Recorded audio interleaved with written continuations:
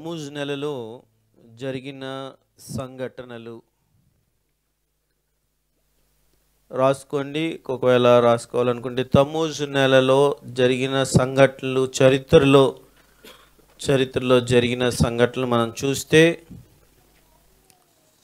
క్రీస్తు శకం 1272వ సంవత్సరం తమ్మూజ్ నెల 3వ తారీఖున యెహోషువ సూర్య చంద్రులను సూర్యుని నిలిపివేయడం జరిగింది. అదే మాదిరిగా 3వ తారీఖు తమ్మూజ్ నెలలో 1994 రబ్బీ మెనాహెం మెండెల్ షనియర్సన్ లుబావిచ్ రబ్బే గారు, చాలా పెద్ద రబ్బీ గారు మరణించడం జరిగింది. తమ్మూజ్ నెల 5వ తారీఖు యెహెజ్కేలు గ్రంథం 1వ అధ్యాయాన్ని మనం చూసినప్పుడు ఇదే నెలలో యెహెజ్కేలు ప్రవక్త దైవ దర్శనము చూసినట్టుగా మనం చూస్తున్నాము. ఆ చారియట్స్ రథాలు, దేవుని యొక్క పరిశుద్ధ అగ్ని రథాలను దర్శనం చూశారు. తర్వాత 1976 తమ్మూజ్ నెల 6వ తారీఖున ఆపరేషన్ ఎంటేబే అంటే ఇజ్రాయేలు దేశ ప్రజలు ప్రయాణం చేస్తున్నటువంటి ఫ్లైట్ని హైజాక్ చేసి ఆఫ్రికా దేశములో, ఆ ఊరు పేరు ఏంటి మర్చిపోయాను, what is that city name,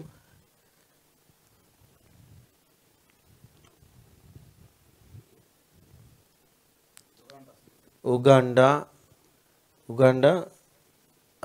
ఎవరు ఇడియామీన్ ప్రెసిడెంట్గా ఉన్నప్పుడు ఫ్లైట్ని హైజాక్ చేసి టెర్రరిస్ట్ అక్కడ తీసుకొని వెళ్ళిపోయిన తర్వాత ఇజ్రాయేలు దేశ మాజీ ప్రధాని నెతన్యాహు గారి యొక్క సహోదరుడు బ్రదర్ అప్పుడు మిలిటరీలో ఉన్నారు.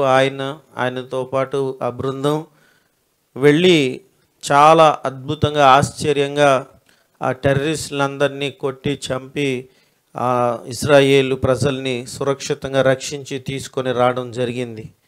1970 మీరు కావలిస్తే యూట్యూబ్లో ఆపరేషన్ ఎంటేబే అని కొట్టి చూడండి, మీకు దానికి సంబంధించిన మూవీ కూడా ఉంటుంది, చాలా బాగుంటుంది. అది ఆపరేషన్ చేసి వాళ్ళు రక్షించి తీసుకొని వచ్చిన విధానం.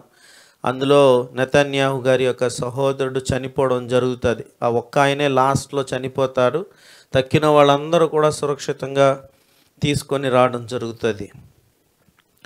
తర్వాత 9వ తారీఖు తమ్మూజ్ నెల 9వ తారీఖు క్రీస్తు పూర్వం 586వ సంవత్సరంలో నెబుకద్నెజర్ యొక్క హయాంలో యెరూషలేము పట్టణపు గోడలు వారు కన్నం పెట్టడం జరిగింది.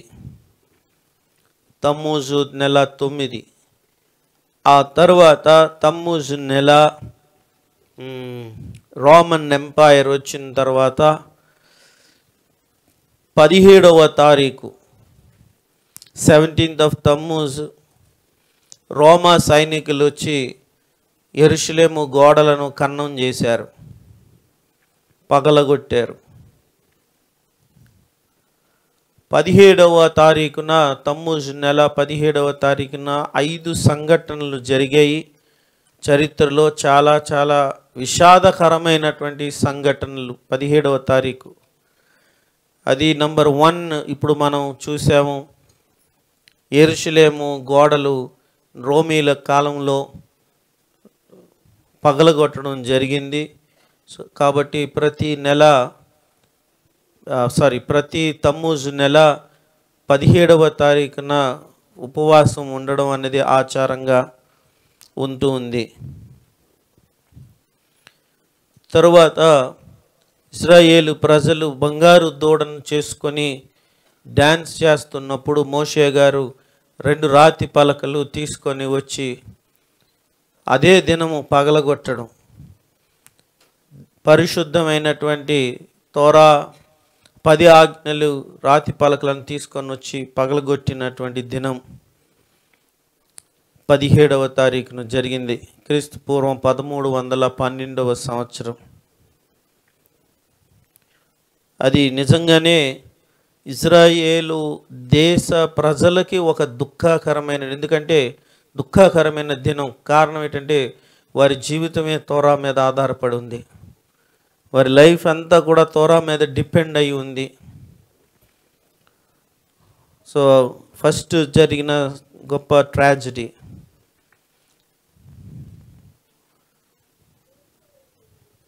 తరువాత క్రీస్తు పూర్వం 586వ సంవత్సరము మొట్టమొదటి దేవాలయంలో నిలిచి ఉన్నప్పుడు బలులు అర్పించడానికి పశువులు లేకుండా బలులు నిలిచిపోయిన దినం కూడా తమ్మూజు 17.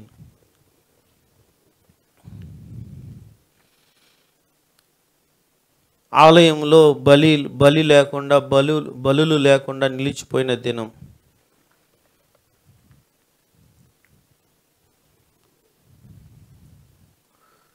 తరువాత క్రీస్తు శకం 135వ సంవత్సరము రోమన్ జనరల్ అపోస్తమస్ అనే జనరల్ ఆ వ్యక్తి వచ్చి తోరాను తగలబెట్టేస్తాడు.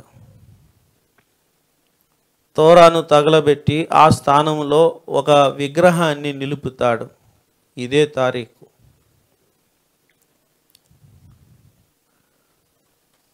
సో 17th ఆఫ్ తమ్మూజ్ 5 ట్రాజడీస్కి నిలయంగా ఉంది. అంతా కూడా ట్రాజడీసే.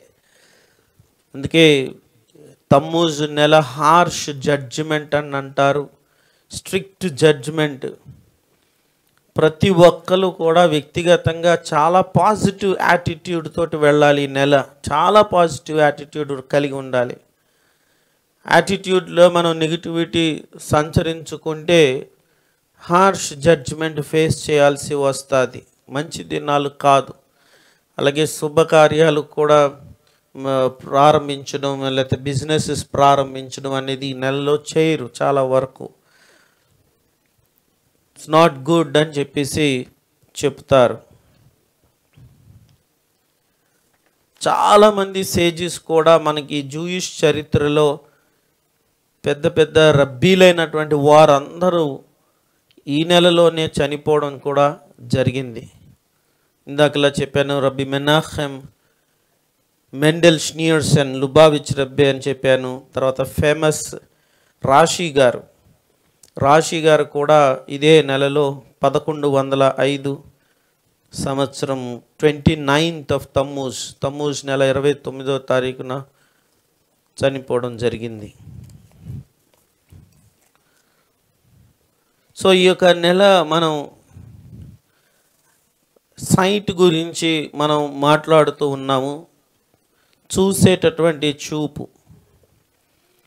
మనకి ప్రతి పరాశ భాగం కూడా రిలేట్ అవుతూ ఉంటుందని చెప్పి మనం నేర్చుకున్నాం. ప్రతి పరాశ భాగము ఆ యొక్క నెలకు లేకపోతే ఆ వారానికి సంబంధించిన పరాశలో ఏం జరుగుతుందో అది ఎఫెక్ట్ అవుతూ ఉంటుంది అని కూడా మనం చాలాసార్లు నేర్చుకోవడం జరిగింది. మళ్ళీ గుర్తు చేస్తున్నాం, ఏ వారానికి ఏ పరాశ వస్తుందో ఆ పరాశలో ఉండేటటువంటి విషయాలు సంఘటనలు ప్రపంచంలో కూడా జరుగుతూ ఉంటాయి. సో కాబట్టి ఈ నెలలో మనం 4 పరాశాలు చూస్తున్నాం. ఆల్రెడీ ఒక పరాశ మనం ఈ వారం చదివాము, షలాఖ్ లెఖ అనే పరాశ చదివాము. అదే 12 మంది వేగు చూడడానికి వెళ్ళారు. చూడడానికి వెళ్ళిన వాళ్ళు రిటర్న్ వచ్చిన తర్వాత వారు ఇచ్చినటువంటి సమాచారం గురించి మనం ఇంతవరకు నేర్చుకున్నాం. ఈ పరాశ తర్వాత వెంటనే వస్తున్నటువంటి పరాశ ఏంటి? కోరాహు యొక్క సంతానం, తిరుగుబాటుతనం. ఇజ్రాయేల్ మోషే అహరోన్ల మీద తిరుగుబాటు చేస్తున్నటువంటి విధానం మనం కోరాహ్ పరాశలో చూస్తున్నాం. దాని తర్వాత నెక్స్ట్ వచ్చేటటువంటి పరాశ హూఖత్లో కూడా మనం నెగిటివిటీ చూస్తాం. వస్తాను అన్ని డీటెయిల్స్. తర్వాత నెక్స్ట్ వచ్చే పరాష బాలాక్ కూడా చూసి శపించమని బాలాకు బీలామును పిలుస్తాడు, ఇజ్రాయెల్ ప్రజలను చూసి శపించమని చెప్పి. సో ఈ 4 పరాశాల్లో కూడా అంతా మనకి ఆల్మోస్ట్ పాజిటివ్గా ఏమి కనిపించదు, అంతా నెగిటివ్గా కనిపిస్తూ ఉంటుంది. ఇంతవరకు షలాహ్ లెఖ వరకు కూడా ఒక మంచి ఉన్నతమైనటువంటి స్థితి, ఉన్నతమైన స్థాయి కలిగిన ఇజ్రాయేలు ప్రజల్ని మనం చూస్తాం. నాయకులు ఎన్నిక చేయడం చూస్తాం, బలులు అర్పించడం చూస్తాం. తర్వాత వారు ఒక్కొక్క ట్రైబ్ కూడా ఒక్కొక్క జెండా, ఒక్కొక్క ధ్వజం ఎత్తి ఎగరేయడం అనేది మనం చూస్తాం.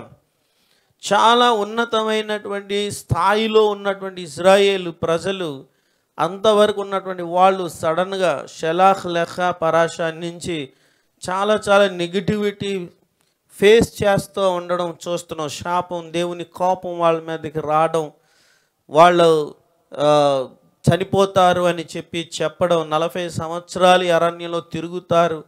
దగ్గర అయిపోయింది, ఇంకేమీ లేదు.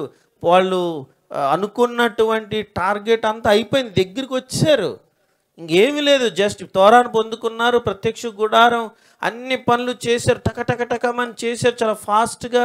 తర్వాత సెటప్ చేసేసారు, ప్రత్యక్ష గుడారం నిలబెట్టేశారు, దేవుని యొక్క షకీనా దిగింది, ఆ బలులు ప్రారంభమై అన్నీ అయిపోయి రెడీ. ఇంకేంటనంటే అక్కడి నుంచి జస్ట్ ఒక 11 రోజుల ప్రయాణంలో వాళ్ళు కనాన్ దేశానికి వెళ్ళిపోతారండి. జస్ట్ 11 రోజుల ప్రయాణంలో చేరిపోవలసిన వాళ్ళు వారి జీవితం ఒకేసారి తిరిగిపోయింది. 40 సంవత్సరాలు అరణ్యంలో తిరుగుతారనే పరిస్థితికి వచ్చేసింది. చూడండి, కాదేష్ బార్నియా సంఖ్యాకాండం 1వ అధ్యాయంలో ఉంటుంది. కాదేష్ బార్నియా నుంచి వాళ్ళు 11 రోజుల ప్రయాణం అని ఉంటుంది.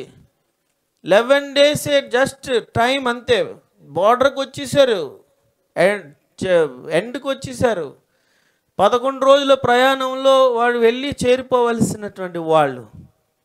అలాంటిది వారు 40 సంవత్సరాలు పట్టేసింది అని అంటే ఒక్క క్షణంలో ఏమవుతుంది? నీ చూపు మారిపోతే, నీ ఆలోచన విధానం మారిపోతే, అంతవరకు నీ నడిచిన నీ స్పిరిచువాలిటీని నువ్వు ఎంతో కోల్పోయే పరిస్థితి ఉంటుంది. జాగ్రత్త అని చెప్పినప్పుడు చాలా జాగ్రత్త వహించాలి ప్రతి ఒక్కరు కూడా. లేకపోతే స్పిరిచువల్ ఐస్ కోల్పోతే మన ఆధ్యాత్మికమైన స్థితిని కోల్పోయామనంటే తర్వాత దాని సీక్వెన్స్ చాలా కఠినంగా ఫేస్ చేయాల్సి వస్తుంది. సో కాబట్టి ఈ స్పైస్ అయిన వాళ్ళు, ఇజ్రాయేలీల యొక్క పెద్దలు స్పై చేయడానికి వెళ్ళినప్పుడు చెప్పాలి అని అంటే నిజంగా ప్రపంచంలోనే టాప్ స్పై ఏజెన్సీ ఏదైనా ఉంది అంటే అది ఇజ్రాయెల్ దేశం మాత్రమే. ఈరోజు ఇజ్రాయేల్ దేశంలో ఉన్న స్పై ఏజెన్సీ పేరు మోసాద్ అనే స్పై ఏజెన్సీ ఎంత పర్ఫెక్ట్గా స్పైజం చేస్తారని అంటే ప్రపంచంలో అన్ని దేశాలలో టాప్ స్పైస్ వాళ్ళు చేసే యాక్టివిటీస్ కానీ ఎవ్వరు కూడా చెయ్యలేనటువంటి, ఎంత సమీపంలో చాలా మీరు విన్నారో లేదో నాకు తెలియదు కానీ న్యూస్లో వస్తున్న ఇరాన్ దేశంలో సీక్రెట్గా వాళ్ళు చేసే ప్రతి యాక్టివిటీస్ గవర్నమెంట్కు సంబంధించిన ఇరాన్ న్యూక్లియర్కి సంబంధించినటువంటి పేపర్స్, రిపోర్ట్స్, ఫైల్స్ అన్నీ ఎత్తుకొని వచ్చేసారు ఇజ్రాయెల్ స్పైస్ వెళ్ళి. అంత సీక్రెట్గా ఉండేటటువంటి, ఎంతో హైలీ సీక్రెట్గా ఉండేటటువంటి వాళ్ళు ఎత్తుకొని వచ్చేసారంటే చూడండి వాళ్ళ స్పైజం ఎలాగుంటుంది అంటే 4వ కంటికి కూడా తెలీదు. శత్రువుని ఎలా చంపేస్తారని అంటే అనుమానమే పడకుండా, ఎక్కడ అనుమానం రాకుండా స్లో పాయిజన్ లాగా చంపేసి అక్కడ ఎవ్వరు ఉండరు, ఆనవాళ్ళు కూడా ఉండదు. అంత టాప్ స్పైజం చేసి చంపేసి క్లీన్గా తప్పించేసుకుంటుంది ఇజ్రాయెల్ స్పై ఏజెన్సీ. అలాగా ఎన్నో ఆపరేషన్స్ ప్రపంచంలో చెయ్యగలిగింది. ఆ ఇరాక్ ప్రెసిడెంట్ సద్దాం హుస్సేన్ ఉన్నటువంటి టైంలో కూడా వెళ్ళి ఆ న్యూక్లియర్ ఫ్యాక్టరీ మీద ధైర్యంగా ఫ్లైట్ని పంపించి తీసుకొని వెళ్ళి అటాక్ చేసి తిరిగి తీసుకొని వచ్చారు, ఏమీ అవ్వకుండా.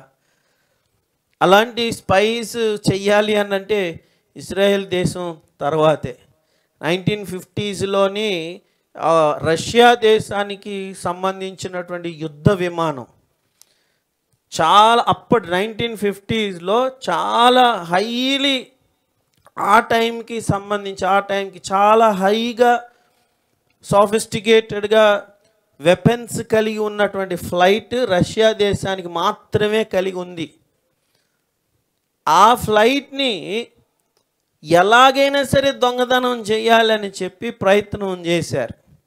ఎందుకంటే ఆ ఫ్లైట్లో ఏం టెక్నాలజీ వాడారు, ఎలాంటి ఇది దాగి ఉంది ఆ ఫ్లైట్లో అని చెప్పి దాన్ని ఎలాగైనా దొంగతనం చేయాలి. చాలామంది ప్రయత్నం చేశారు కానీ ఎవరి వల్ల కాలేకపోయింది.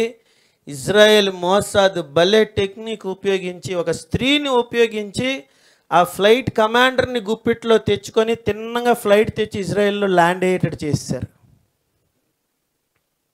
తిన్నగా వార్ ఫ్లైట్ స్ట్రైట్గా తీసుకుని వచ్చి ఇజ్రాయెల్లో ల్యాండ్ అయ్యేటట్టు చేశారు. అంతే, పట్టేశారు. అంత చాకచక్యం, అంత టెక్నిక్స్ ఉన్నటువంటి దేశం ఇజ్రాయెల్ దేశం. ఇప్పుడు మనం స్పైస్ గురించి మాట్లాడుతున్నాము. అప్పుడు జరిగిన స్పైజము, అసలు స్పై అంటే ఏంటి? గూఢాచారం. అంటే 4 కంటికి తెలియకుండా పని చేసుకొని రావడం గూఢాచార్యం, అవును కదా. మరి అలాంటప్పుడు వీళ్ళు ఇద్దరు గెల మోసుకొని వచ్చారు. స్పైలు గెల మోసుకొని రావడం ఏంటండి? అందరికి మరి సంఖ్యలో పెట్టుకొని ఏదో బ్యాగ్లో పెట్టుకొని వచ్చారా? ఎవరికి కనిపించుకొని, అంటే భుజాల మీద మోసుకొని వచ్చారు అని అంటే అందరికంట్లో పడాలి కదా. ఆ దేశం నుంచి ఈ దేశానికి ఎలా తెచ్చుంటారో దీన్ని బట్టే మీరు అర్థం చేసుకోండి. అందరు పబ్లిక్లో తెచ్చేది కాదు కదా, it's not a public event. So అప్పుడు స్పైస్ అని అంటే ఆ కాలం నుంచి ఈ కాలం వరకు కూడా ఇజ్రాయేలే టాప్ స్పై ఏజెన్సీ. అందులో మీరు కావలిస్తే మీరు చాలా విషయాలు ఇజ్రాయెల్ మోసాద్ అని కొట్టి చూడండి. మోసాద్ అని యూట్యూబ్లో మీకు చాలా ఆపరేషన్స్ ఇజ్రాయెల్ చేపట్టి శత్రువులను వెంటాడి మరి ఎక్కడ ఉన్న ప్రపంచంలో ఎక్కడ దాంకున్నా కానీ 1970స్లోని ఒలింపిక్ గేమ్స్ అవుతున్నప్పుడు ఇజ్రాయేల్ దేశానికి సంబంధించిన క్రీడాకారులందరినీ టెర్రరిస్టులు బంధించి కొట్టి చంపేశారు. ఇజ్రాయేల్ క్రీడాకారుల్ని కొట్టి చంపేస్తే ఇజ్రాయేల్ మోసాద్ ఎంటర్ అయి దిగి మొత్తం 20 సంవత్సరాలు పట్టింది వాళ్ళకి. ఎంతమంది టెర్రరిస్ట్ ఇన్వాల్వ్ అయ్యారో మొత్తం టెర్రరిస్ట్ని చీల్చి చెండాడి చంపేసింది. ఎక్కడ దాంకున్నా కానీ, ఏ దేశంలో దాంకున్నా కానీ మొత్తం ఇన్ఫర్మేషన్ చాకచక్యంగా తీయగలిగిన నైపుణ్యం ఇజ్రాయెల్ దేశానికి మాత్రమే ఉంది. ఈరోజు ప్రపంచంలో మళ్ళీ చాలా చిన్న దేశం. అసలు ముంబై పట్టణం ఎంత ఉందో, ముంబైలో ఎంత జనాభా ఉన్నారో అంత జనాభా ఉన్నారు ఇజ్రాయెల్ దేశంలో. అలాంటి అంత చిన్న దేశంలో ఇంత టాప్ స్పైస్ ఏంటి? ఇంత టాప్ సమీపంలో కూడా వాళ్ళు తయారు చేసిన సాఫ్ట్వేర్, నీ మొబైల్లోకి నీకు తెలియకుండానే నీ మొబైల్లోకి వచ్చి అది కూర్చుంటుంది. నీ మొబైల్లో ఉన్నటువంటి ప్రతి ఇన్ఫర్మేషన్ వాళ్ళకి చేరదీసేస్తుంది నీకు తెలియకుండా. అలాగే పెద్ద వాళ్ళు దేశ అధ్యక్షులు యొక్క మొబైల్ ఫోన్స్లో వాళ్ళకి తెలియకుండానే సాఫ్ట్వేర్ వెళ్ళిపోయింది. ఒకవేళ వాళ్ళకి తెలిస్తే నా ఇన్ఫర్మేషన్ అంతా నా మొబైల్ నుంచి వెళ్ళిపోతుందన్న సంగతి తెలిస్తే వాళ్ళు పట్టుకోవడానికి ప్రయత్నం చేస్తే ఆ సాఫ్ట్వేర్ లోపలే ఆత్మహత్య చేసుకొని చచ్చిపోతుంది, బయటికి కూడా పడుతుంది, పేలిపోద్ది అంతే ఆ ఫోను.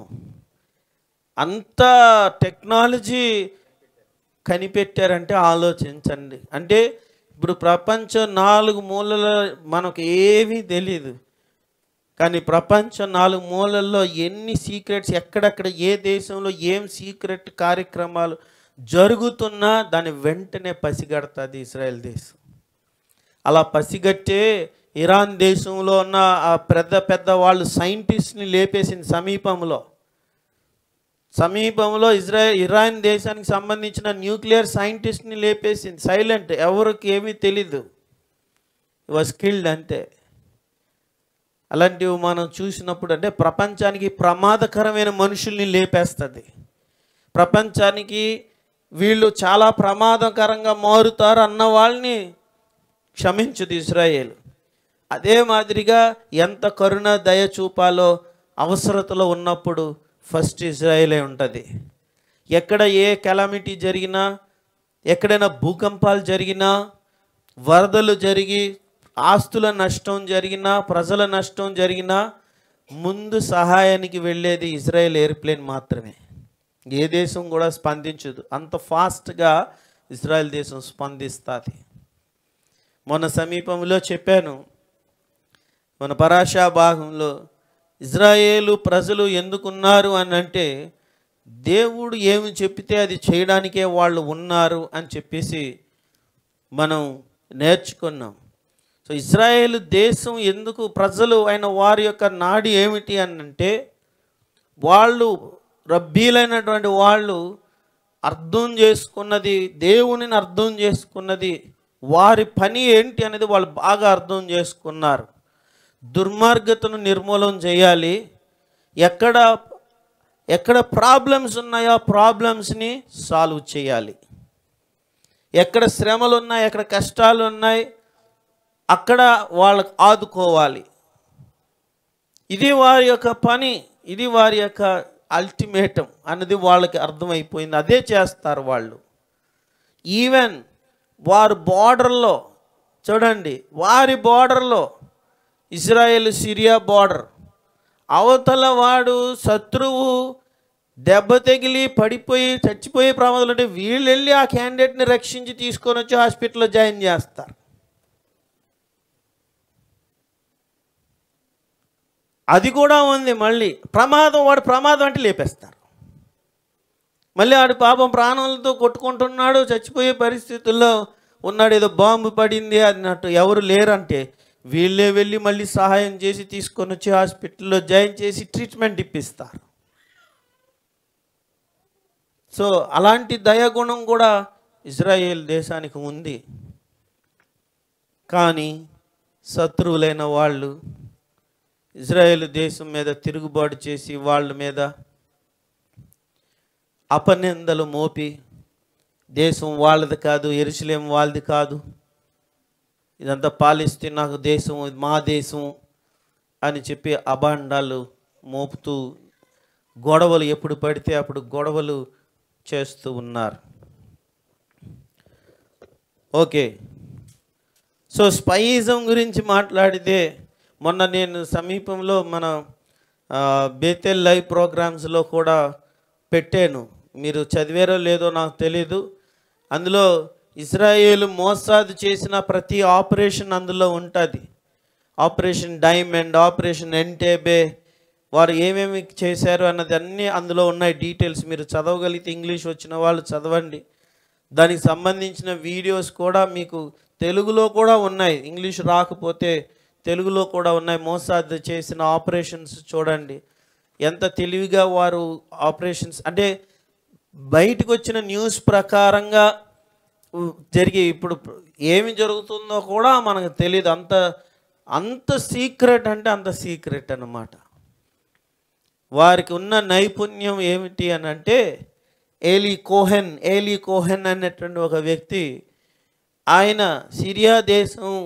సిరియా దేశంలో ఉన్నటువంటి వాళ్ళ మిలిటరీ పెద్దల దగ్గరికి వెళ్ళిపోయాడు. ఫ్రెండ్గా ఒక పెద్ద బిజినెస్ మ్యాగ్నెట్ లాగా అవతారం ఎత్తి కొన్ని కోట్లు ఈ స్పై ఏజెన్సీకే వాళ్ళు కొన్ని కోట్లు ఖర్చు పెడతారంటే ఆలోచించండి. అతను పక్కగా ఈ ఏలీ కోహెన్ అనే వ్యక్తి ఈ ఇజ్రాయేల్ అరబ్ భాషను అనర్గళంగా మాట్లాడినట్టు, ఇంకెలాగుంటారంటే వాళ్ళంతా అంతలా ఉంటారు. అరబ్ భాష అనర్గళంగా మాట్లాడి పెద్ద బిజినెస్ మ్యాగ్నెట్ లాగా సిరియా దేశంలోకి వెళ్ళి ఒక్కొక్కరిని పట్టుకొని అలా అలా అలా అతను సిరియా దేశం మిలిటరీ అఫీషియల్స్ ఫ్రెండ్ అయిపోతాడు. ఫ్రెండ్ అయిపోయి అక్కడి నుంచి అన్ని ఇన్ఫర్మేషన్స్ వాళ్ళ దగ్గర నుంచి గ్యాదర్ చేసుకోవడం, దాన్ని సీక్రెట్గా ఇజ్రాయెల్కి కోడ్ లాంగ్వేజ్ ద్వారా పంపించడం. సిరియాకి మైండ్ బ్లాక్ అయిపోతుంటుంది. ఏంటవుతుందో అర్థం అవుతుంది. ఇన్ఫర్మేషన్ ఎలాగ ఇజ్రాయెల్కి వెళ్తుందో తెలియదు. ఈ వ్యక్తి కూడా వాళ్ళలో ఒక వ్యక్తిలాగే మాట్లాడుతూ నడుచుకుంటూ ఉంటాడు, పార్టీలు అన్నీ చేస్తూ ఉంటాడు. కాకపోతే ఒక టైం వచ్చినప్పుడు ఇతన్ని పట్టుకోవడం జరుగుతుంది. దొరికిపోతాడు. దొరికిపోయిన తర్వాత ఇతన్ని ఉరి తీసి చంపేస్తారు. సిరియా దేశం ఏలీ కోహెన్ అనే వ్యక్తిని ఉరి తీసి చంపేస్తారు. అంటే స్పై ఏజెన్సీస్ దొరికిపోయిన వాళ్ళు ఉన్నారు, అలాగే దొరకకుండా తప్పించుకున్నటువంటి వాళ్ళు కూడా ఉన్నారు. ఏలీ కోహెన్ అని మీరు కొట్టి చూడండి, యూట్యూబ్లో వస్తుంది. ఆయన గురించి ఒక సినిమా కూడా ఉంటుంది. ఎలా అతను శత్రు దేశంలోకి వెళ్ళిపోయాడు అని చెప్పి. ఓకే, సో ఈ స్పైస్ వెళ్ళి షలాఖ్ లెఖా పరాషాలో రిటర్న్ వచ్చి దేశం గురించిన తప్పుడు సమాచారం, రాంగ్ రిపోర్ట్, నెగిటివ్. గుర్తుపెట్టుకోండి, తమ్మూజ్ నెలలో నెగిటివిటీ అన్నదానికి ఈ పరాషాలే సాదృశ్యం. ఫస్ట్ ఏమవుతుంది అని అంటే వీరు అందరూ కూడా వెళ్ళి వచ్చి రాంగ్ రిపోర్ట్ ఇచ్చుట ద్వారా జరిగిన సంఘటన ఏమిటి? హార్ష్ జడ్జ్మెంట్, దేవుని యొక్క కఠినమైన తీర్పు వచ్చి ప్రజలందరూ 40 సంవత్సరాల అరణ్యంలో తిరుగుతారు. 20 సంవత్సరాలు పైబడిన వాళ్ళందరూ అరణ్యంలో రాలిపోతారు. సో అప్పుడు చూడండి, 21 ఇయర్స్ వ్యక్తి ఉన్నాడు అనుకోండి, అతను ఇంకా 40 సంవత్సరాలు తిరిగి తిరిగి తిరిగి అతను చచ్చిపోవాల్సింది. అతనికి ఏమి లేదు, వెళ్ళే యోగ్యం లేదు. సో ఇట్లాగ ఇజ్రాయేల్ ప్రజలందరూ కూడా అరణ్యంలో చనిపోతారన్న ఒక కఠినమైన తీర్పు షలాఖ్ లెఖా పరాషాలో చూస్తున్నాం. ఈ పరాష యొక్క ఎండింగ్లో మనం ఏం చూస్తున్నాము? చిత్సిత్ గురించి మనం చూస్తున్నాం. 15వ అధ్యాయము 39వ వచనం, సంఖ్యాకాండం 15వ అధ్యాయము 39. వారు తమ తరతరములకు తమ బట్టల అంచులకు కుచ్చులు చేసుకొని అని చెప్పుతున్నటువంటి ఆ మాటను ఒక్కసారి చూద్దాం. అని చెప్పి చదవండి ఒకసారి. నీవు ఇశ్రాయేలీలతో ఇట్లనము, వారు తమ తరతరములకు తమ బట్టల అంచులకు కుచ్చులు చేసుకొని అంచుల కుచ్చుల మీద నీలి సూత్రము తగిలించవలెను. మీరు నా ఆజ్ఞలన్నిటినీ జ్ఞాపకము చేసుకొని మీ దేవునికి ప్రతిష్ఠితులై ఉండునట్లు మునుపటి వలె, ఇది చూడండి, మునుపటి వలె కోరిన వాటిని బట్టి, చూచిన వాటిని బట్టి వ్యభిచారం చెయ్యక, దాన్ని చూసి దేన్ని చూసి? ఆమె బట్టల అంచులకున్న కుచ్చులు, దానిని చూసి అది వారు చేయాల్సింది. దాన్ని చూడాలి. మీ ఫోకస్ ఏమిటి? ఈ ఎందుకు తగిలించుకోవడము ఈ కుచ్చులు అని అంటే అది దేవుని ఆజ్ఞలు పాటించాలి అన్నదాన్ని గుర్తు చేస్తూ ఉంటుంది. అది అందుకే వారు అది లోపల ధరిస్తారు. చిత్ ఫ్యాషన్కి కాదు, స్టైల్కి కాదు. చాలామంది ఇలా స్టైల్కి తగిలించుకొని తిరుగుతూ ఉంటారు యూదులు అని చెప్పుకుంటూ. అది కాదు. ఆ సూత్రాలు, ఆ దారాలు ఎందుకు వేలాడుతుందంటే యూదుడు ఎప్పటికప్పుడు దాన్ని చూసి ఇది నేను దేవుని ఆజ్ఞలు పాటించాలి అని అది జ్ఞాపకం చేస్తూ ఉంటుంది అతనికి. సో నీ ఐసైట్ ఎక్కడ ఉండాలి? దీన్ని బట్టి నీ చూపు ఎక్కడ ఉండాలి? దేని మీద ఉండాలి? దేవుని ఆజ్ఞలు పాటించే దాని మీద ఉండాలి. అదే ఈ పరాశ యొక్క ముగింపు అన్నమాట. మీ దేవునికి ప్రతిష్ఠితులై ఉండునట్లు మునుపటి వలె కోరిన వాటిని, కోరికలు ఎక్కడ పుడతాయి? హృదయంలో పుడతాయి. ఈ కోరిక ఈ హృదయంలో ఎలా పుడుతుంది? చూస్తున్న దాన్ని బట్టి పుడుతుంది. కన్ను చూస్తుంది, వెంటనే హృదయము దాన్ని కోరుకుంటుంది. సో ఫస్ట్ స్టార్టింగ్ పాయింట్ ఎక్కడ? మనిషి యొక్క స్టార్టింగ్ పాయింట్ పాపం చేయడానికి కన్నులే ప్రధానమైంది. కన్నులే ప్రధానమైంది. అందుకని నీ కన్నులను చాలా జాగ్రత్తగా కాపాడుకోవాలి అని అంటారు. చాలా మోసం, నీ కన్నులు నిన్ను చాలా మోసం చేస్తుంది. అంతే కదా, ఆ చెట్టు చూడటం వల్లనే ఆ పండు తినాలి అన్న కోరిక పుడుతుంది. ఆ చెట్టు వైపు చూడకపోతే ఏ ప్రాబ్లం లేదు. ప్రాబ్లం అంతా ఏమిటి? దాన్ని చూడటం.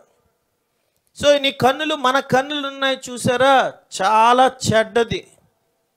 నువ్వే నీ కన్నులను జాగ్రత్త చేసుకోవాలి, కాపాడుకోవాలి. అసహ్యకరమైనవి ఏవైతే ఉన్నాయో వాటిని చూడకుండా నిన్ను నువ్వు కాపాడుకోవాలి. హృదయం ఈడుస్తూ ఉంటుంది. హృదయం నిన్ను ఏం చేస్తూ ఉంటుంది అంటే ఈడ్చుకొని వెళ్ళిపోతుంది. కోరికలు వెంబటి కోరికలు.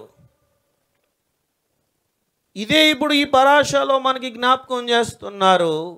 మునుపటి వలె కోరిన వాటిని బట్టి, చూచిన వాటిని బట్టి వ్యభిచరింపక దానిని చూసి, దేనిని చూడాలి? ఈ నీలి సూత్రాలు నీకు వెళ్ళాడుతున్నది కదా, దానిని చూచి అక్షయమాజ్ఞలన్నిటినీ జ్ఞాపకము చేసుకొని వాటిని అనుసరించుటకే అది మీకు కుచ్చుగా ఉండును. అది సో దేవుని ఆజ్ఞలు పాటించడానికి అది నీకు కుచ్చుగా ఉంది. అది ఎందుకు ఉంది అంటే యూదుడు దేవుని ఆజ్ఞలు పాటించాలి అని తెలియజెప్పడానికి ఉంది. సో ఈ చూపు అనేది ఎంత ప్రధానమైందో ఆలోచిస్తూ ఉండండి. పరాగ్గా ఉండొద్దు దయచేసి. ఈ నెల అంతా కూడా మన ఐసైట్ మీదే ఆధారపడ్డది. నువ్వు చూస్తావు, నీకు కోపం పుట్టించే సన్నివేశాలు వస్తాయి, నీకు బాగా ద్వేషం పుట్టే సన్నివేశాలు నీకు కనిపిస్తాయి. ఎక్కువగా మనిషికి నెగిటివ్కి దారి తీస్తూ ఉంటుంది. కాబట్టి నీ ఎదుట జరిగే సంఘటనలు అన్నీ కూడా నెగిటివ్గా సంభవిస్తాయి. అది చూసి నువ్వు రేగిపోకూడదు. అది చూసి నువ్వు తప్పుగా ఆలోచించకూడదు. అది చూసి నువ్వు తప్పుడు విధానంలోకి ఒకవేళ వెళితే నెగిటివ్ హార్ష్ జడ్జిమెంట్ నీ మీదకి వస్తుంది. జాగ్రత్త. మన ఫోకస్, మన దృష్టి, మన చూపు దేవుని ఆజ్ఞలు పాటించాలి. ఇదే పాజిటివ్ సైడ్. ఈ నెల యొక్క పాజిటివ్ సైడ్ ఏమిటనంటే నేను ఆజ్ఞల మీద కాన్సన్ట్రేట్ చేయాలి, నేను దైవాజ్ఞలను పాటించాలి, దేవుని ఆజ్ఞలు పాటించుట యందు నీ నిమగ్నమై ఉండాలి అని నీ దృష్టి దాని మీద సారించు. సో నెక్స్ట్ పరాశ ఏంటి? కోరాహ్ పరాశ. కోరాహ్ యొక్క తిరుగుబాటుతనం మనకందరికీ తెలుసు. మోషే గారికి రిలేషన్ అవుతాడు కోరాహ్. అయితే మోషే గారు, అహరోను, మిరియాము, అలాగే కోరాహ్ యొక్క తమ్ముడు పోస్టుల్లోకి వెళ్ళిపోవడం చూసి కోరాహ్ ఏం చేస్తున్నాడు? తిరిగి నన్ను పక్కన పెడతారేంటి? యాక్చువల్గా కోరాహు తాను ఎంతో మంచి జ్ఞానవంతుడు, తోరాలో పండితుడు. కోరాహు చూసిన దర్శనం ఏమిటి అనంటే తన లైన్లో నుంచి పుడుతున్న వారిలో సమూయేలు అనే ప్రవక్త వస్తాడు, అతడు మోషే అహరోనులంతటి వాడు అవుతాడు అని కోరాహు చూస్తున్నాడు. కోరాహు తన లైన్లో నుంచి ఒక ఉన్నతమైన ప్రవక్త వస్తాడన్న సంగతి చూసి నేనెందుకు తక్కువ తిన్నాను, ఇక్కడ నన్నెందుకు పక్కన పెట్టారు, నా లైన్లో నుంచి ఒక ఉన్నతమైన వాడు రాబోతున్నాడు కదా, అలాంటప్పుడు నాకెందుకు పోస్ట్ ఇవ్వటం లేదు అని చెప్పి కోరాహు రెబెల్ చేస్తున్నాడు మోషే గారి మీద, అహరోను మీద. సో ఎప్పుడైతే ఆయన తిరుగుబాటు చేస్తున్నాడో మనకి ఇక్కడ సేజెస్ చెప్పేది ఏంటంటే మోషే గారు కూడా అదే దర్శనం చూస్తున్నారు. ఏం దర్శనం అని అంటే, కోరాహు నుంచి వచ్చేటటువంటి వాడు చాలా ఉన్నతమైనటువంటి వ్యక్తి అవుతాడని మోషే గారు కూడా చూశారు. అయితే ఇక్కడ ఈ పాయింట్లో కోరాహుకు లేదు, కోరాహు కుమారులు తర్వాత పశ్చాత్తాప పడతారు, పశ్చాత్తాప పడినందున వారి లైన్ నుంచి రావడం జరుగుతుంది. ఈ పాయింట్లో కోరాహు అయితే లేదు అన్న దాన్ని మోషే గారు చూస్తారు. ఆ పాయింట్ అతను చూడడం మానేసి, అంతే ఒక్కొక్కసారి వెళ్తూ ఉన్నప్పుడు ఏమవుతుంది అని అంటే, స్పిరిచువల్ గుడ్డితనం వచ్చినప్పుడు, ఆధ్యాత్మికంగా మన చూపు కోల్పోయినప్పుడు ఇలాగా పోస్టులని, హోదాలని, ఇంకేదో ఘనతలని ఎదురు చూస్తున్నప్పుడు నీ యొక్క ఆధ్యాత్మికమైన స్థితిని, దృష్టిని కోల్పోతావు. ఎప్పుడైతే నువ్వు కోల్పోతావో తిరుగుబాటుతనం మొదలవుతుంది, రెబెలియస్ నేచర్ తయారవుతుంది. సో స్పిరిచువల్ ఐసైట్ ఉన్నప్పుడు తగ్గించుకొని ఉంటారు, వినయంతో ఉంటారు. రాజు అయినటువంటి ఫస్ట్ రాజు సౌలు రాజును మనం చూసినప్పుడు అదే కనిపిస్తుంది. అందరిలో సౌలు చాలా తగ్గించుకొని ఉన్నటువంటి వాడు. అతను రాజు అవుతాడన్న సంగతి ముందే తెలిసినప్పటికీ అతడు ఆ జనాల్లో ఎక్కడో కింద దాంకొని ఉంటాడంట. పేర్లు లాటరీ తీస్తూ ఉంటారు. ఒక్కొక్క కుటుంబం లాటరీ తీస్తుంటే సౌలు యొక్క కుటుంబం పేరు వస్తే, అందులో నుంచి సౌలు పేరు వస్తే, ఎక్కడ సౌలు అనేది చూస్తే ఎక్కడ కనిపించడు. అదే మనకు ముందే తెలిసిపోయింది అనుకో, నేనే రాజు అవుతానంటే అందరికన్నా ముందు నిలబడి ఉంటా, ఎప్పుడు వస్తుందో నా పేరు అన్నట్టు, నేనే కదా నా పేరే వస్తుంది అన్నట్టు పెద్ద షో ఆఫ్తో ముందు బాగా డ్రెస్ అప్ అయిపోయి నిలబడిపోతాం. సౌలు రాజు అలా లేడు, ఆయన ఎక్కడో లోపల దాంకున్నాడు, సిగ్గుపడిపోతున్న వ్యక్తి. అలా ప్రారంభించినటువంటి సౌలు చివరికి వచ్చేసరికి గర్వం వచ్చి ఆ ఐసైట్ కోల్పోతున్నాడు, ఆ దివ్య దృష్టి కోల్పోతున్నాడు. అతను ఆ సైట్ కోల్పోవడం తోటి అతని యొక్క నేచర్ టోటల్గా మారిపోతుంది. What is he becoming? So rebellious nature వస్తుంది అతనికి. క్షమాపణ అడగడం మానేసి, నన్ను అవమానపరచొద్దు, అందరి ముందు నన్ను అవమానపరచొద్దు అని అంటున్నాడు సామ్యుయేలుని పట్టుకొని, ప్రవక్తని పట్టుకొని. అదే సిచ్యువేషన్ దావీదు గారి దగ్గరికి వచ్చినప్పుడు దావీదు గారు అంటున్నాడు, నన్ను అవమానపరచొద్దు అనలేదు, నన్ను క్షమించండి అని అడుగుతున్నాడు. సో ఎప్పుడైతే మనం స్పిరిచువల్ ఐసైట్ కోల్పోతామో గర్వం వస్తుంది, అహం వస్తుంది. చాలా జాగ్రత్తగా ఉండాలి. పదవులు, హోదాలు, ఘనతలు ఆశించి వెళ్ళడం కాదు. సో కోరాహు పరాషలో మనం ఈ సంఘటన చూస్తున్నాం. రెండవది, ఈ నెలలో ఇది ఒక పెద్ద నెగిటివ్ ఆస్పెక్ట్. వాళ్ళందరూ తిరుగుబాటు చేయడం, మోషే గారు అడగడం, ఎవరు హషేం పక్షమున ఉన్నారు అని చెప్పేసి అడిగినప్పుడు ధూపార్తులు తీసుకొని రండి, 250 మంది ధూపార్తులు తీసుకొని వస్తారు. ఇవన్నీ కూడా ఛాలెంజింగ్గా జరుగుతుంది. ఆ తర్వాత కోరాహు కుమారులు లాస్ట్లో పశ్చాత్తాప పడతారు. తర్వాత కోరాహు మింగేస్తుంది భూమి, అతను చనిపోతున్నాడు. మూడవ పరాశ, నెక్స్ట్ది హూఖత్ పరాశ. హూఖత్ పరాశలో ఏంటి? మన్నా కురుస్తున్నప్పటికీ కంప్లైనింగ్ చేస్తున్నారు జనాలు, నీళ్లు లేవు, ల్యాక్ ఆఫ్ వాటర్. సో ఎప్పుడైతే నీళ్లు లేవని, సరైన ఆహారం లేదని ప్రజలు కంప్లైనింగ్ చేయడం మొదలుపెట్టారు, నెగిటివిటీ, దేవుని యొక్క ఉగ్రత వాళ్ళ మీదకి వచ్చింది. సో దేవుని యొక్క ఉగ్రత వచ్చి ఏం చేస్తున్నారు? తాపకరమైన సర్పాలు వచ్చి వాళ్ళని కాటేయడం మొదలు పెడుతుంది. సో పాయిజనస్ స్నేక్స్ అన్నీ కూడా వచ్చి కాటేయడంతో జనాలు చచ్చిపోవడం మొదలవుతుంది. అప్పుడు హషేం ఏం చెప్తున్నారు? మోషే గారికి ఇత్తడి సర్పం ఒకటి తయారు చేసి నిలబెట్టమంటున్నారు. 21వ అధ్యాయము చదవండి, 8వ వచనము, 7, 8 వచనాలు. కాబట్టి ప్రజలు మోషే వద్దకు వచ్చి, మేము హషేముకును నీకును విరోధముగా మాట్లాడి కాబట్టి మైక్ పంపించండి. కాబట్టి ప్రజలు మోషే యొద్దకు వచ్చి, మోషే దగ్గరికి వచ్చి, మేము అషేముకును నీకును విరోధముగా మాట్లాడి మేము అషేముకును నీకును విరోధంగా మాట్లాడి పాపము చేసితిమి. పాపము చేశాము. అషే మా మధ్య నుండి ఈ సర్పములు తొలగించినట్లు ఆయన్ని వేడుకొనుము అనిరి. ఉమ్. మోషే ప్రజల కొరకు ప్రార్థన చేయగా మోషే గారు ప్రార్థన చేయగా, అషేం నీవు తాపకరమైన సర్పం వంటి ప్రతిమను చేయించి నీవు తాపకరమైన సర్పము ఒకటి చేయించి స్తంభం మీద పెట్టుము. స్తంభం మీద పెట్టు. అప్పుడు కరవబడిన ప్రతివాడును కరవబడిన ప్రతివాడు దాని వైపు చూసి బ్రతుకునని మోషేకు సెలవిచ్చెను. దాని వైపు చూసి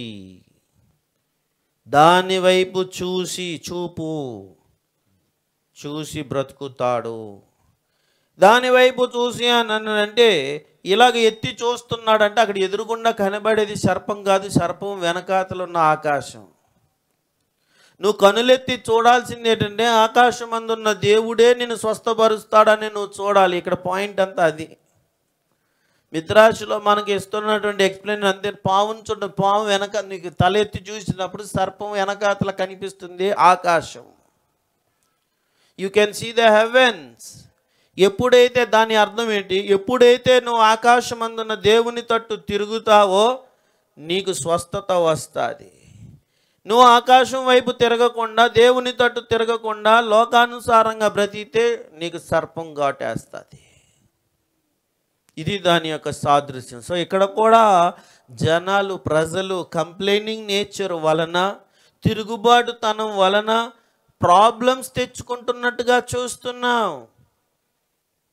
దయచేసి గమనించండి. తిరుగుబాటుతనం, ఎదిరించడము, సనగడం, గొనుక్కోవడము, తిట్టుకోవడము, కంప్లైంట్ చేయడం ఉన్న దేవుడు చూసుకుంటున్నారు కదా. వాళ్ళని అరణ్యంలో చక్కగా మన్నా వస్తుంది. అన్నీ ఉన్నా కానీ ఏదో లేదు అనే దానికి ప్రాకులాడను. ఇప్పుడు ఆదాము గారి దగ్గరికి వచ్చి మనం ఒకసారి చూస్తే, మనం నేర్చుకుంటున్నాం బెరేషీత్ క్లాసుల్లోని, ఆదాము గారికి కొదువ ఏంటండి? ఆదాము గారికి ఒక కొదువ ఏమీ లేదు, అన్నీ దేవుడిచ్చాడు. ఒక రాజులా బ్రతకాల్సినటువంటి ఆదాము గారు ఒకటి ఆ చెట్టు దగ్గర, ఆ చెట్టు పండు ముట్టొద్దని ఒక్కటే. మనిషికి ఎన్ని ఉన్నా కానీ ఆ ఒక్కటే వాడికి ప్రాబ్లం. అర్థం చేసుకోండి. హమిన్ అనే వర్డ్ ఉంటుంది. హమిన్ హీబ్రూలో హే మెమ్ అండ్ సోఫిత్నూన్. హమిన్ అనే పదాలను మనకు చూపిస్తారు సేజిస్. ఆదాము లాంటి మనస్తత్వం, క్యారెక్టర్ హామాన్ దగ్గర చూపిస్తారు. హామిన్ అనేది హామాన్ అనే వర్డ్ కూడా సాదృశ్యంగా ఉంది అని చెప్పి. హామాన్ స్పెల్లింగ్ కూడా హే మెమ్ అండ్ సోఫిత్నూన్. హామాన్కి ఉన్నటువంటి పొజిషన్లో అతనికి కొదువేంటి? అతనికి కొదువేమి లేదు. అతను కింగ్ తర్వాత కింగ్ లాంటి పొజిషన్లో ఉన్నాడు. బయటకు వస్తే అందరూ వంగి అయ్యా నమస్కారాలు అంటున్నారు. మంచి బంగళా, మంచి హోదా అన్నీ ఉన్నాయి. కానీ ఒక్కడు మాత్రం వంగట్లేదు. మొర్దెకై అను యూదుడు. అతను ప్రాబ్లం వల్ల వాడే వదిలేస్తే ఏమైపోయింది? మీకు అర్థమవుతుందా? సేమ్ అన్నమాట. ఆదాముకి అన్నీ ఉండగా ఆ ఒక్కటే. నువ్వు ఒకసారి క్వశ్చన్ వేసుకో. నీకు దేవుడు ఎన్ని విధాలుగా చూసుకొని వస్తున్నాడు. ఏదో ఒకటే నీకు ఉంటుంది ఒక ప్రాబ్లము. ఆ ప్రాబ్లం నువ్వేం చేయలేవు, దాన్ని ఓవర్కమ్ చేయలేవు. దాన్ని దాటి వెళ్ళిపోదాం కదా అని అనవు, అదే పట్టుకొని వేలాడుతావు. హామాను కూడా అదే మాదిరిగా మొర్దెకైని టార్గెట్ చేశాడు. మొర్దెకై నుంచి యూదుల్ని టార్గెట్ చేశాడు. అన్నీ చేసి లాస్ట్కి ఉరికమ్మం ఎక్కేశాడు. మీకు అర్థమవుతుందా? అతను అది పక్కన పెట్టేసి వాడితో మనకు పని ఏంటి, వాడు ఒకడే కదా మొండోడు మూర్ఖుడు అని అనుకొని అందరూ వంగుతున్నారు కదా. అందరూ వంగి నమస్కారం చేస్తున్నారు కదా. అది చాలదా నీకు? రాజయోగం ఉంది, అది చాలదా నీకు? ఇంకేంటి నీకు కావాలి? సో అదే మాట అన్నమాట. ఆదాము గారి దగ్గరికి వచ్చినప్పుడు మంచి తోట, మంచి వృక్షాలు, మంచి ఫలాలు, ఐసైట్ ఏంటి, దివ్య దృష్టి ఏంటి, ఆకాశంలో దేవుని దృష్టి ఏంటి, ఈ చివరి నుంచి ఆ చివరి వరకు. మనం చెప్పాను కదా, మనిషి యొక్క ముఖానికి చింపాంజీ యొక్క ముఖానికి ఎంత వ్యత్యాసం ఉందో, ఆదాము యొక్క తేజస్సు వర్చస్సు అంత డిఫరెన్స్లో మారిపోయింది అని. అలాంటి స్థితికి వచ్చేసారు. చాలా సందర్భాల్లో ఒకసారి గమనించండి, మనకి అన్నీ ఉంటాయి, అషే మనల్ని పోషిస్తుంటారు, మనకి ఇస్తూ ఉంటారు, అన్నీ ఉంటాయి, నీ హోదా, ఎవ్రీథింగ్ విల్ బి దేర్. కానీ ఏదో ఒక పాయింట్ నిన్నేం చేస్తుంది అని అంటే డొలి చేస్తూ ఉంటుంది, దాన్నే నువ్వు ఫోకస్ చేసుకుంటూ ఉంటావు, దాన్ని బట్టి నీ స్పిరిచువల్ ఐసైట్ని కోల్పోతావు. జాగ్రత్త. నీ ఆధ్యాత్మికమైన కన్నులను పోగొట్టుకుంటావు. జాగ్రత్త. సో తాపకరమైన సర్పము వంటి ప్రతిమ చేయించి స్తంభం మీద పెట్టు. సర్పము జీవం ఇస్తుందా మరణం ఇస్తుందా అని అడుగుతున్నారు మిషనాల్లో. Serpent kill or give life. సర్పం ఏం చేస్తుంది? మరణం కదా ఇస్తుంది. జూయిష్ పీపుల్, యూద జనాంగం చూడడం అని అంటే దాని యొక్క అర్థము దేవుని వాక్కుకు వారు విధేయిస్తే, దేవుని వాక్కుకు విధేయిస్తే అది వాళ్ళని ఏం చేయలేదు. యూదుడు ఎప్పుడైతే దేవుని వాక్కుకు విధేయించాడో అప్పుడు సర్పం కాటేస్తుంది. నెక్స్ట్ పరాశ ఏంటి? బాలాకు మోయాబు రాజు అయినటువంటి బాలాకు బీలాము, అన్య జనాంగానికి ప్రవక్త అయినటువంటి బీలామును పిలిపిస్తాడు. పిలిపించి, చూడు వీళ్ళందరూ ఎంత విస్తారంగా ఉన్నారో, వీళ్ళ మీద ఒక శాపం పెట్టు, శాప వచనాలు పలుకు, అప్పుడు నేను వీళ్ళని జయిస్తాను అని అంటాడు. బీలాము చాలా పవర్ఫుల్ ప్రవక్త. కాలంలో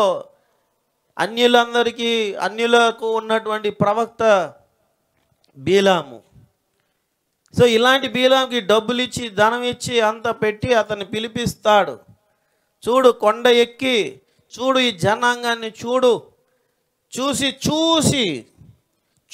శపించి, ఇక్కడ కూర్చొని శపించడం కాదు, నువ్వు రా అని చెప్పి కొండెక్కి కొండ మీద నిలబెట్టి అక్కడి నుంచి చూసి శాపం పెట్టాలి. చాలా తంత్రాలు మంత్రాలు శక్తులు కలిగినటువంటి వాడు బీలాము. సో ఇప్పుడు అలాంటి వ్యక్తి, చాలా పవర్ఫుల్గా శపించేటటువంటి వ్యక్తిని పిలిపిస్తున్నాడు. ఎన్నిసార్లు? 3 సార్లు శాపం పలకడానికి.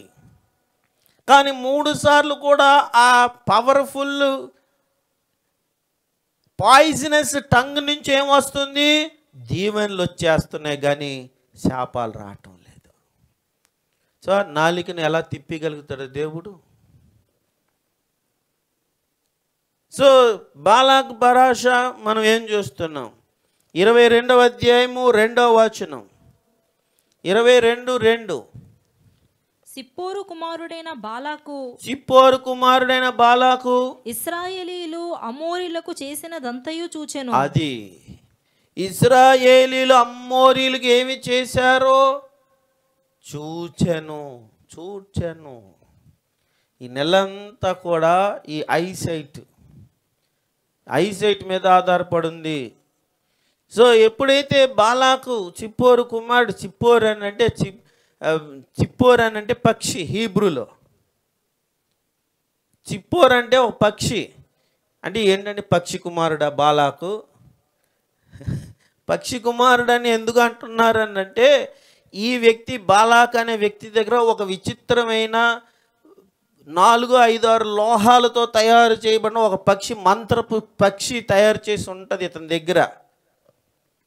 ఆ పక్షి అన్నీ కూడా ఇతనికి సగుణాలు చెప్తూ ఉంటుంది అన్నమాట. ఇతను కూడా ఒక మంత్రశక్తులతో ఉన్నటువంటి వాడు బాలాకు. ఇతని దగ్గర ఆ పక్షి 4-5 రకాల లోహాలతో చేయబడిన, మంత్రశక్తులతో చేయబడిన ఒక పక్షి ఉంటుంది. అది ఎప్పటికప్పుడు ఆ భుజం మీద ఉంటుంది, చెప్తా ఉంటుందంట. అందుకే చిప్పోరు కుమారుడు అని అంటారు. సో అది చూసి ఏం చేస్తున్నాడు? బాలాకు బిలామును పిలిపించి శపించాలని చెప్పేసి ఆలోచన చేస్తున్నాడు. అదే మాదిరిగా తర్వాత మనం చూస్తున్నాము,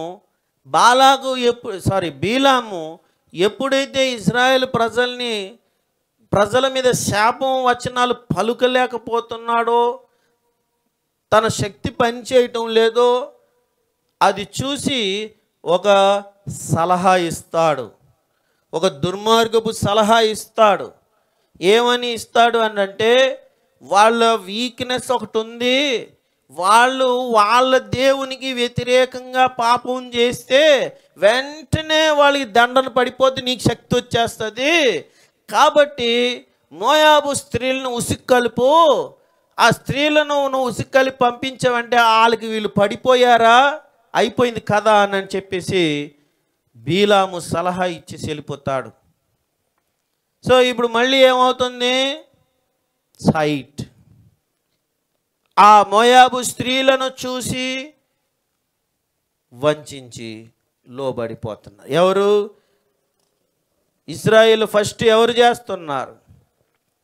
25వ అధ్యాయం చూడండి. 25వ అధ్యాయంలో ఎక్కడ ఉంది? జిమ్రీ గురించి చెప్తున్నారు.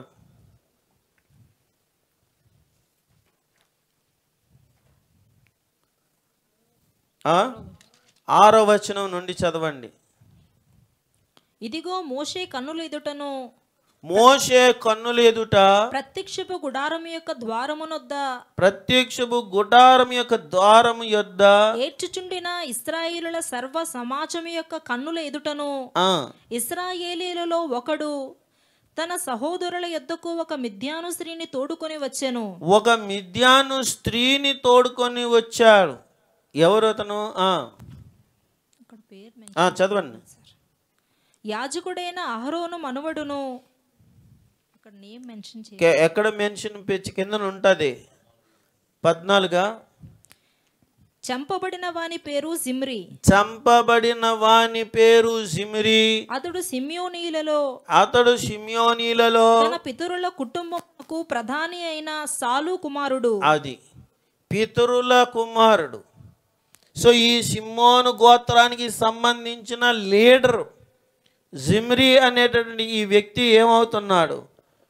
వ్యభిచారం చేస్తున్నాడు. ఆ స్త్రీని తీసుకొని వచ్చి అక్కడ ఆ మోయాబుల్లో ఉన్నటువంటి ఆమె కూడా పెద్ద ప్రిన్సెస్ అంట. ఆమెను తీసుకొని రావడం, ఇలాంటివన్నీ పడిపోవడం చేయడం. ఇప్పుడు ఏం జరిగింది? 25వ అధ్యాయము 7వ వచనం. యాజకుడైన అహరోను కుమారుడు ఎలియాజరు కుమారుడైన ఫినెహాసు అది చూచి సమాజము నుండి లేచి ఈటెను చేత పట్టుకొని పడకచోటికి ఆ ఇశ్రాయేలుని వెంబడి వెళ్ళి ఆ ఇద్దరిని అనగా ఆ ఇశ్రాయేలుని ఆ స్త్రీని కడుపులో గుండా దూసిపోవునట్లు పొడిచెను. సో ఫినెహాసు అది చూసి దుర్మార్గపు కార్యాలు జరుగుతున్న దాన్ని చూసి ఆయన ఏం చేస్తున్నాడు? తీర్పు విధిస్తూ హార్ష్ జడ్జిమెంట్ ఇదే. సో ఫినెహాసు దాన్ని చూసి కఠినమైన తీర్పు ఏమి ఇస్తున్నారు అని అంటే, వాళ్ళిద్దరినీ ఈటుతో పొడిచి చంపేస్తున్నాడు. ఇప్పుడు మరి నరహత్య చేసినట్ట కాదా? 10 ఆజ్ఞల్లో ఒక ఆజ్ఞ నరహత్య చేయరాదు అని. మరి అప్పుడు దేవుడు హషేం వచ్చి ఏం చెప్పాలి? ఏయ్, నువ్వు ఫినెహాసు నరహత్య చేయరాదని ఆజ్ఞను అతిక్రమించావు అని చెప్పారా? చదవండి ఏం చెప్పారు. 11వ వచనం. అప్పుడు హషేం మోషేకు ఇలాగూ ఆజ్ఞాపించెను, యాజకుడైన అహరోను కుమారుడును ఎలియాజరు కుమారుడైన ఫినెహాసు వారి మధ్యను లేచి ఓర్వలేని దానిని తాను ఓర్వలేకపోవుట వలన ఇశ్రాయేలుల మీద నుండి నా కోపమును మళ్లించెను. ఇశ్రాయేలు పైన నా కోపాన్ని మళ్లించాడు అతను. ఇప్పుడు ఇది చంపడం అనేది ఏమైంది? ఆ జడ్జిమెంట్ అనేది దేవునికి ఇష్టమై ఉన్నది. ఎందుకంటే అతను చంపింది దేన్ని? దుర్మార్గతను చంపుతున్నాడు. అది దుర్మార్గతను చంపాలి. మనం అందరం కూడా మన లోపల దాంగుకొనున్న దుర్మార్గాన్ని చంపితే అది దేవునికి ఇష్టం. నువ్వు దుర్మార్గతను ప్రేమించుకొని కూర్చోవడం కాదు. ప్రతి షబ్బాతుకి నువ్వు ఏం పాడుతున్నావు? ఓహోవే ఆమోనాయ్ సీనోరా. ఏంటిది ఇది? అషేమును ప్రేమించు వారలారా చెడుతనమును అసహించుకోండి. ప్రతి మనిషి కూడా చేయాల్సింది అది. తనలో ఉన్న దుర్మార్గతను చంపు, అది దేవునికి ఇష్టము. ఆ దుర్మార్గపు పనులేంటో, దుర్మార్గపు క్రియలేంటో పట్టుకో. నిన్ను నీవు పట్టుకోవడం కష్టం. ఎందుకనంటే మనం చేసే క్రియలన్నీ మనకు ఎంతో ఇంపుగా ఉంటాయి. మన యాక్షన్స్ అన్నీ మనం సమర్థించుకొని వెళ్తూ ఉంటాం. అన్నిని కరెక్టే అని అనుకుంటావు, కానీ తోరా వెలుగులో నువ్వు వచ్చినప్పుడు మన యాక్షన్స్ ఏమిటో మనకు తెలుస్తాయి. You have to check out your actions. ప్రతి యాక్షన్ నువ్వు పరిశీలన చేసి పట్టుకొని, పినహాసు అమ్మో ఇక్కడ మోషే గారు నిలబడిపోయారు. లీడరు, అంత టాప్ లీడరు, ఏం మాట్లాడలేకపోతున్నారు. ఈ జిమ్రీ షిమోను గోత్రానికి నాయకుడు, హెడ్ వస్తున్నాడు. మోయాబు స్త్రీని పట్టుకొని ఈడ్చుకొని వచ్చేసిన పాలలు అందరూ చూస్తుంటే మోషే గారు సైలెంట్ అయిపోయారు. మోషే గారు ఏంటిది అని అన్నప్పుడు అడుగుతున్నాడు, నువ్వు మోయాబు స్త్రీని పెళ్లి చేసుకున్నప్పుడు లేదేంటి? నీ భార్య ఎవరు? మిద్యాను స్త్రీ కదా. మిద్యాను స్త్రీని నువ్వు పెళ్లి చేసుకున్నప్పుడు లేదు, కానీ నేను మిద్యాను స్త్రీని తెచ్చుకుంటే నీకేంటి? ఇంక మోషే గారు ఏం మాట్లాడతారు? మోషే గారు ఏం మాట్లాడడానికి లేదు, సైలెంట్ అయిపోయారు. అప్పుడు కదా పినహాసు లేచి నిలబడి పొడిచి చంపేస్తున్నాడు. ఓర్వలేని తను. యాక్చువల్గా పినహాస్కి ఏం లేదు అని అంటే యాజకత్వం లేదు. అతను అహరోను మనవుడు అయినప్పటికీ అతనికి యాజకత్వం లేదు. ఎందుకు లేదు అని అంటే యాజకత్వం దేవుడు చేసిన తరువాత పుట్టిన వాళ్ళే యాజకులుగా కన్సిడర్ చేయబడతారు. పినహాస్ ఆల్రెడీ అప్పటికే ఉన్నాడు కాబట్టి అతనికి యాజకత్వం లేదు. కానీ ఎప్పుడైతే ఇతను ఇంత రోషము కలిగిన వాడే దేవుని కొరకు నిలబడి ఆ దుర్మార్గతను చంపాడో, దేవుడు అంటున్నారు, నిత్య యాజకత్వం నీతో చేసేస్తున్నానయ్యా అని చెప్పేసి దేవుడు అతనితో నిబంధన చేస్తున్నాడు. నీకు ఇస్తున్నాను యాజకత్వం, ఇంకా నువ్వు ఖడ్గం వదిలే, దీవెన మొదలుపెట్టు. కత్తి వదిలే, బ్లెస్సింగ్స్ ఇవ్వు, అందరికి దీవెనలు నీ చేతిలో పెడతాను అని యాజకులకు కదా ఆ దీవించే ఆ అర్హత దేవుడు ఇచ్చారు. బారుఖ్ హషేమ్. సో అప్పుడు చూసేటటువంటి చూపు, జిమ్రీ చూసి ఏం చేశాడు? ఆయన మిద్యాను స్త్రీని తీసుకొని వస్తున్నాడు. సో ఒక పాడు పని చేస్తున్నాడు, ఒక తప్పుడు పని చేస్తున్నాడు. పినహాసు ఆ తప్పుడు పనిని చూసి అతనేం చేస్తున్నాడు? దేవుని తరపున నిలవబడి తీర్పు తీరుస్తున్నాడు. అది దేవునికి ఇష్టంగా ఉంది. హార్ష్ జడ్జిమెంట్ అంటే కఠినమైన తీర్పు. ఈ నెలలో అంటే నువ్వు దుర్మార్గపు పనుల వైపు మొగ్గొద్దు, చెడు చూడొద్దు, చెడు చూడొద్దు. నీ ముందు ఏం జరుగుతుందో నీ ఐసైట్ని ప్యూర్గా ఉంచుకో. This is the month of Tammuz to keep your eyesight pure. నీ కన్నులు, నీ కన్ను దృష్టి నీ ముందు రకరకాలుగా ఈ కనిపిస్తున్నవి నెగిటివ్గా తీసుకోవద్దు, నెగిటివ్ ఆలోచనలోకి వెళ్ళొద్దు. మరి పాజిటివ్ సైడ్లోకి వెళ్ళు, పాజిటివ్గా చూడు. సో ఈ చూపుని ఏమంటారనంటే మధ్యాహ్న కాలపు ప్రార్థనకు పోలుస్తారు. ఈ చూపుని మినహా ఆఫ్టర్నూన్ ప్రేయర్.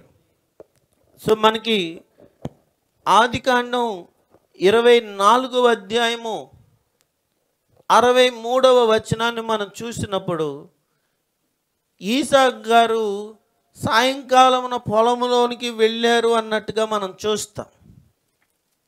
ధ్యానం చేయుటకు వెళ్ళను అని ఉంది అక్కడ. చదవండి ఒకసారి 24:63. సాయంకాలమున ఈసాకు పొలములో ధ్యానింప బయలు వెళ్ళి కన్నులెత్తి చూసినప్పుడు సో ఇక్కడ మళ్ళీ కన్నులెత్తి చూడడం చూస్తాను. సో అది చూపునకు తర్వాత మిన్కాకి మధ్యాహ్న కాలపు ప్రార్థనకి లింకప్ ఉంది అని చెప్పి ఆయన మనకి ఖజాలు ఏం చెప్తున్నారంటే ధ్యానం చేయడానికి వెళ్ళారంటే ప్రార్థన చేయడానికి వెళ్ళారు. సీకా రిఫర్స్ టు ప్రేయర్. ఏం ప్రేయర్ అని అంటే మధ్యాహ్నం కాలపు ప్రార్థన. సాయంకాలం అంటే ఇంకా చీకటి పడక మునుపు ఆఫ్టర్నూన్ నుంచి ఉన్నటువంటి టైము ఇంకా సమీపం అవుతుంది, సాయంత్రం అవుతూ ఉంది, అప్పుడు ఇంక సాయంత్రం అయిపోలేదు. సో అదే వచనం మనకి ఏం చూస్తున్నాం, ఈసా గారు కన్నులెత్తి చూస్తున్నారు అన్నదాన్ని చూస్తున్నాం. మనకి కీర్తనల గ్రంథంలోని దావీదు గారు అంటారు కదా 141వ కీర్తన 2వ వచనం 1వ వచనం, నా ప్రార్థన